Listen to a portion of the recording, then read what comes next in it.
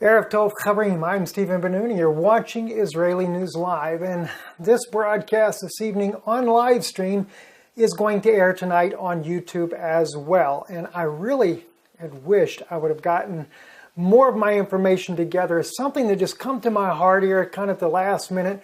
I knew that Donald Trump in this election is some kind of a signpost to the world. And I put on here, the trump is sounding, but no, it's not the great trumpet is sounding, nothing of that sort whatsoever. But nonetheless, I do believe that Donald Trump, especially in his, what would you call it, excitement there in the political arena and the things that he says, challenging the establishment, challenging the Pope of Rome, many things that he does clearly is something that could very well be a sign, indirectly, we might add. So I titled this, The Trump is Sounding. I almost changed the title for a moment on our live stream broadcast. That's Israeli News Live, by the way, live stream. If you want to follow there and join in, you can. This is airing live right now to the listeners there. They're also, by the way, they'll be getting news footage and feeds that you will not get to hear here on YouTube, because there's going to be some things that I just want to get out to the public as quickly as we possibly can. And then later we work on things that we really study and build on YouTube to give a more in-depth look at our broadcast from the things that we are studying there.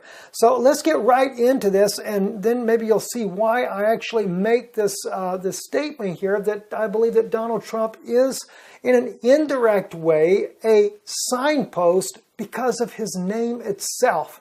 But his name is referring to a trump or a trumpet as a letting us know what is about to happen in the world's political stage today. If we go to 2 Samuel chapter 15, beginning with verse 10, but Absalom sent spies throughout all the tribes of Israel, saying, as soon as you hear the sound of the trumpet, then you shall say, Absalom reigneth in Hebron. Now that is the most provocative biblical context you could look at that would suggest that Donald Trump may very well be pointing to the advent of the false Messiah coming on the scene. Now, I'm not saying that Donald Trump is the false Messiah or the Antichrist. I'm just simply saying that his name in itself, as you hear the sound of the trumpet, then you shall say, Absalom reigneth in Hebron. Now, I really believe that eventually the ultimate desire for the Antichrist is to reign in Israel. But Donald Trump, his own name, as he is sounding in this election, may be telling us that we are at that door. Remember, Absalom, this is David's own son. His name in Hebrew, Avshalom, my father is peace, rises up against his own father, overthrows his own father. David, who is a type of the Mashiach, the son of David, Ben David, would be the true Messiah. But now notice, the son of David we look at as being Yeshua today. But Absalom is also a son of David, is he not? But it wasn't, God was not looking at Absalom to take David's place. He was not looking at Absalom to be the Mashiach. He wasn't looking at this at all. He was actually prophesying of the coming of the true Messiah, Yeshua himself, that would come on the scene. Jesus, as many people know of him today around the world. All right, so what is it? Absalom had given order, as soon as you hear the sound of the trumpet, then you shall say, Absalom reigneth in Hebron, a false Messiah. And it looks like perhaps that Donald Trump is leading up to a time period when they are going to bring on the false Messiah, the Antichrist, to reign in Israel. Notice what John Kerry said the other day about to the graduates there at the university there, and I forget exactly where that was there, but anyway, up in the northeast part of the country, the United States, he made the comment there at the commencement speech there for them to prepare for a borderless society. Okay, so they're getting ready. They're making the world ready for this. Now, look at the rest of the scriptures. And when Absalom went went 200 men out of Jerusalem that were called. They went in their simplicity and they knew not anything. See, it's all done secretly. And Absalom sent for Ahithophel, the Gileonite, David's counselor, from his city, even from Gilo, while he offered sacrifices. That's another important thing, and I wished I'd underlined it, and as I was building this up, I'm looking at the time. I even backed this live broadcast up a little bit, but I was wanting to put in the Temple Institute and what they're doing now, offering sacrifices, another signpost of the false Messiah coming, the Antichrist himself coming, because why? While he offered sacrifices, and the conspiracy was strong. For the people increased continually with Absalom. And there came a messenger to David, saying, the hearts of the men of Israel are after Absalom. And David said unto his servants that were with him at Jerusalem, arise and let us flee. For we shall not else escape from Absalom, making speed to depart, lest he overtake us suddenly and bring evil upon us and smite the city with the edge of the sword. You see, David was a true type of Yeshua. And I've shared this with you guys many times. He crosses the Kidron Valley. He weeps over Jerusalem and says, how often I would have hovered you as a hen would her own brood, but you would not, just like Yeshua did. Now, he doesn't use the word the hen would her own brood, but he wept over Jerusalem just like Yeshua did. He crosses the river Jordan, going to hide out. Yeshua crosses the river Jordan, spiritually speaking, and he says to his men he will not return. At one point, after he's gone for a long while, he sends back word. He has 2 witnesses there.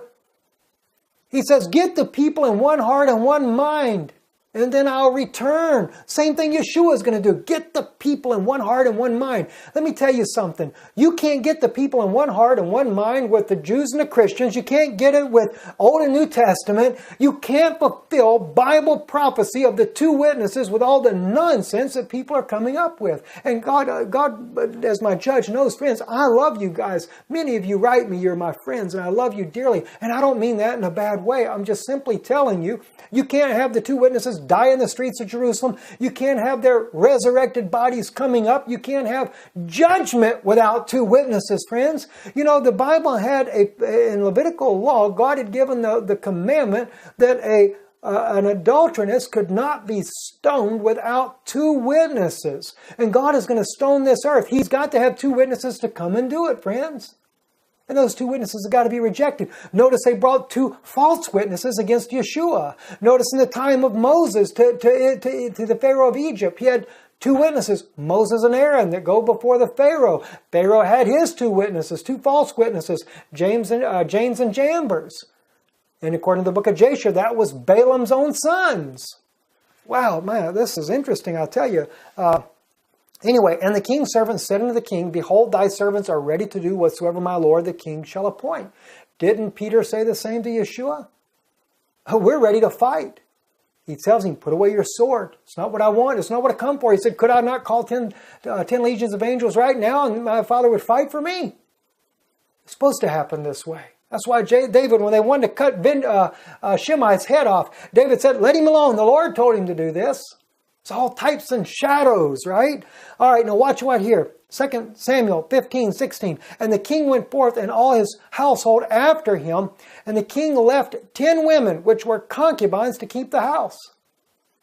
Remember the 10 virgins of, not Revelation, but of the New Testament there? 5 are wise, 5 are foolish, but they're all virgins. They're all representations of Christianity. But 5 were wise. They had oil in their lamps. The 5 foolish had no oil in their lamps. But nonetheless, they are virgins. The concubines here that are left behind, 10 of them. And David tells them, he leaves them there to do what? To keep the house. You see, the Christian believers are there to care for his people. And I know, even after I did this video this past week here about who are the Jews, in light of the fact that my black brothers and sisters, not all of them by no means, but there's a major movement saying that the real Jews are the black people in America that are the descendants of the slavery. My brother, sister, I beg you, that's not scriptural. I understand you say because of the curse. That's just like where many of the white supremacists out there say that you were cursed with your skin color because of what happened to one of Noah's sons. This is nonsense. Come on, wake up, you guys. You're further along than that. If you are part of the house of Judah, then you need to be back in Israel. Because the house of Judah, according to Zechariah 12, is going to be in their homeland.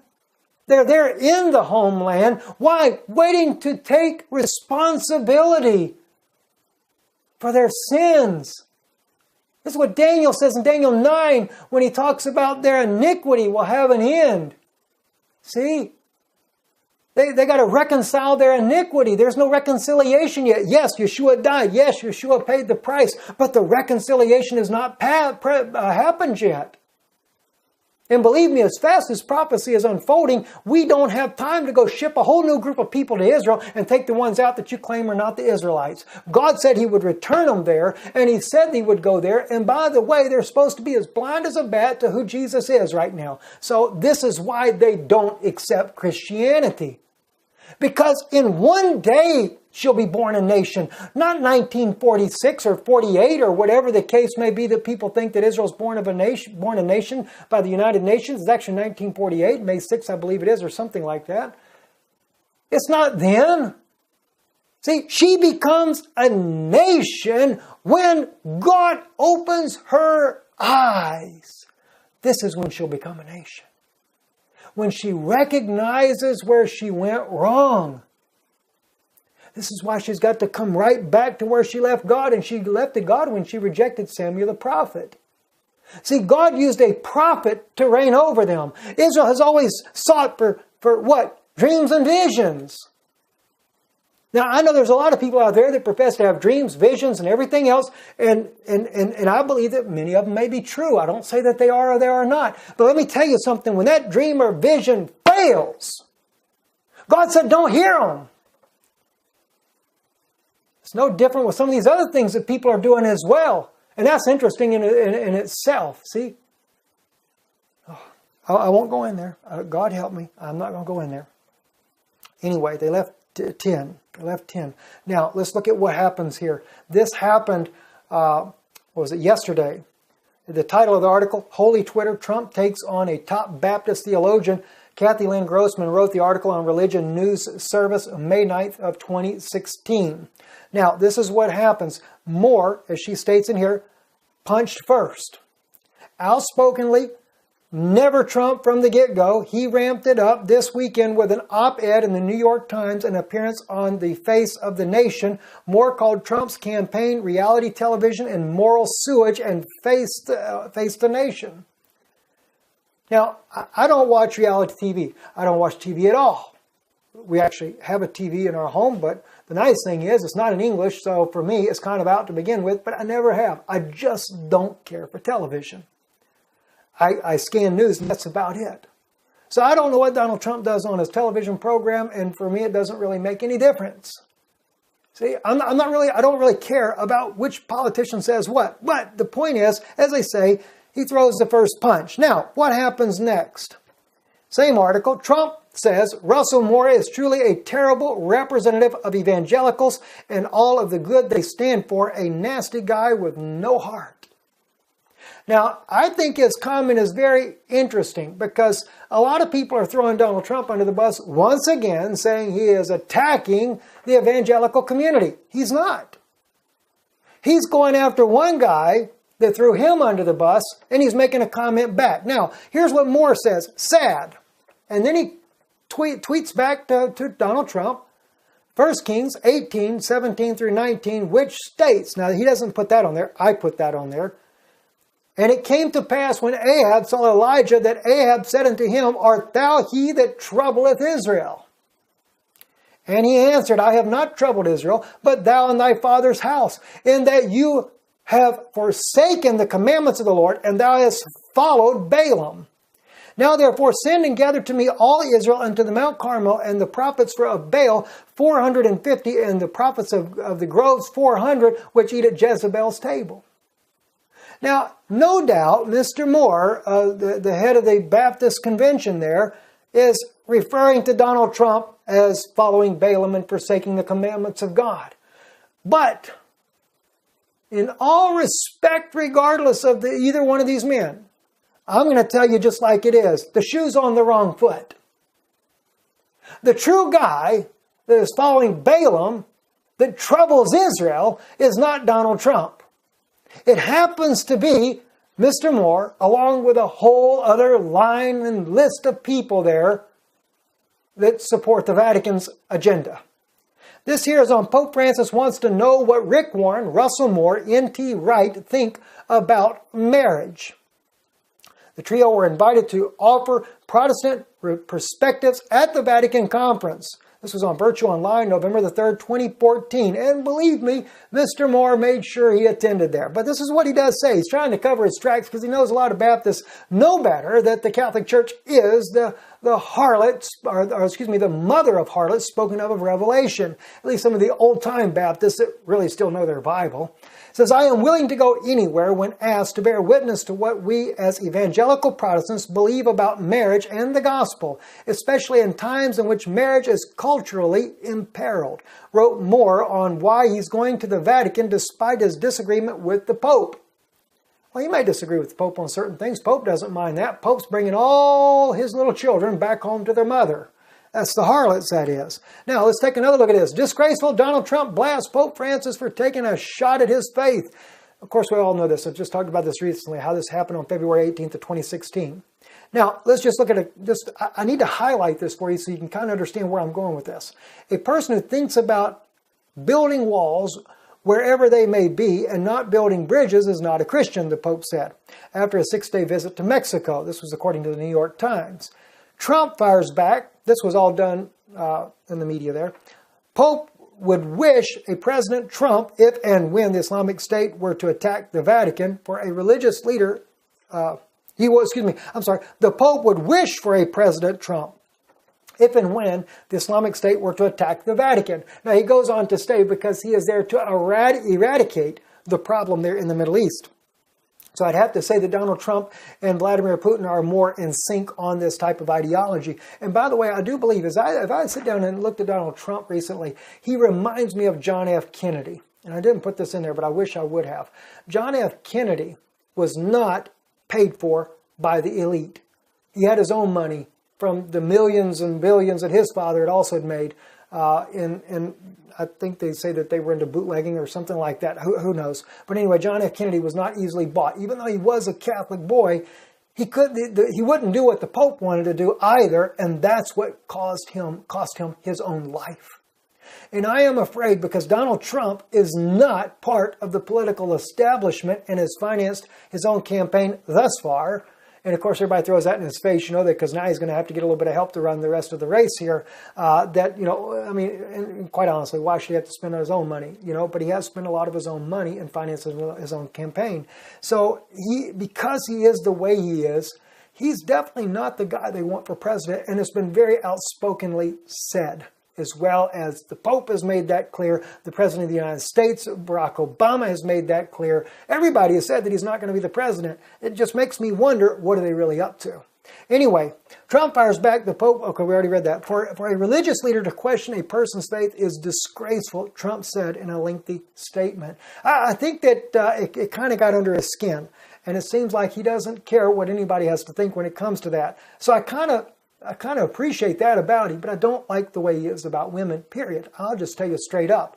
Because to me, women are equal in the sight of Almighty God. They're not lesser creatures or anything like that, as some people would believe. And I think the same thing with the Muslim people as well. I don't agree with their religion whatsoever, but they're still human beings. And people should care about human beings. In fact, if anything, it's the best time in the world to ever witness to the Muslim people is now, where the opportunity presents itself in a safe manner. Continuing on, Pope Francis on Mount Zion above David's tomb, and this is the point that I wanted to bring. He is crowned here in this picture here, sitting there in Israel. So when the question, or when Mr. Moore sends this thing to Donald Trump, saying that he troubles Israel, but he's not referring to Donald Trump as Elijah. I can promise you that. He's referring to Donald Trump as the man that actually is siding with Balaam and bringing out the false prophets. But it's the other way around, because here is your true Balaam right here in plain sight with his fish crown on, part of that ancient Babylonian tradition, I might add.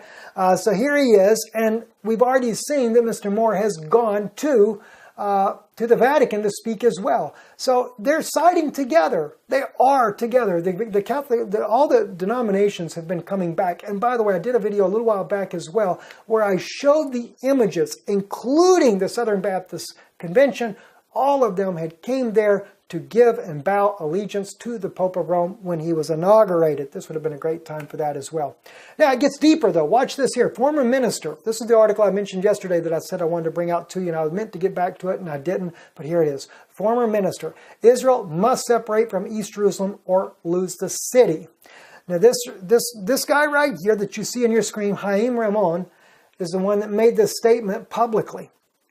It's on the Times of Israel, May 9th, 2016, yesterday. Former minister and Knesset member Chaim Ramon warned Saturday of a Palestinian demographic threat in Jerusalem. Now, this has been something going on for a couple of years now. Haaretz has reported on this as well, that they have been secretly building their strength by becoming citizens of Israel. And now their numbers have grown to over 300,000 residents. They have resident visas with voting status and everything in East Jerusalem. All right, saying Israel must separate from the city's eastern part if it hopes to maintain control of its capital. Speaking at a cultural event in the city's French Hill neighborhood, Ramon, who was a member of the Labor and Kadima parties over a period of more than 30 years in the Knesset, said Jerusalem could soon find itself with a Palestinian mayor if Israel does not relinquish the city's eastern neighborhoods. Okay, now, his comments are extremely dangerous. And notice, though, he was part of the Labor Party. See, like Levini, see, Tzipi Levini. Notice they all side with the Vatican agenda. They want to make sure that they hand over, they want to split the country. They want to give a Palestinian state. They want to make sure that the Palestinians have East Jerusalem as their capital. All this stuff. It makes it look good, though, when it comes out in the Times of Israel that he's saying that they should give up the east part of Jerusalem because they don't want to have an internal takeover of Jerusalem. And then the next thing you know, all the Jews are thrown out. So that sounds good. But even in the case of Chaim Ramon, you have to do a little research, but find out who is he with. Well, notice what it says here on the Irish Times on March 24th, back in the year 2000. And there's many articles you can find about him, but just to show you this, Barak pays tribute to Pope as agent of historic change. That was the former Prime Minister, Ehud Barak. He said, last night, a senior government minister, Mr. Chaim Ramon, reiterated that view. Pope John Paul was the first pope to visit a synagogue in Rome. He was the first to define anti-Semitism as a sin, and he was the first to visit Yad Vashem and to honor the memory of 6 million Jewish people who died in the Holocaust, he said. Now, all these things, I appreciate that myself. I appreciate Pope John Paul as a man to go and to do these things. Pope Francis did the same thing. He visited the synagogue in Rome recently as well. But this, my Jewish brothers and sisters, this is all a plot for a takeover. They're going to take over Israel. And all these people that you have seen, Mr. Chaim, he is also part with the Vatican. Mr. Moore, no different. He is also part with the Vatican, hooked up with Rick Warren and N.T. Wright there as well.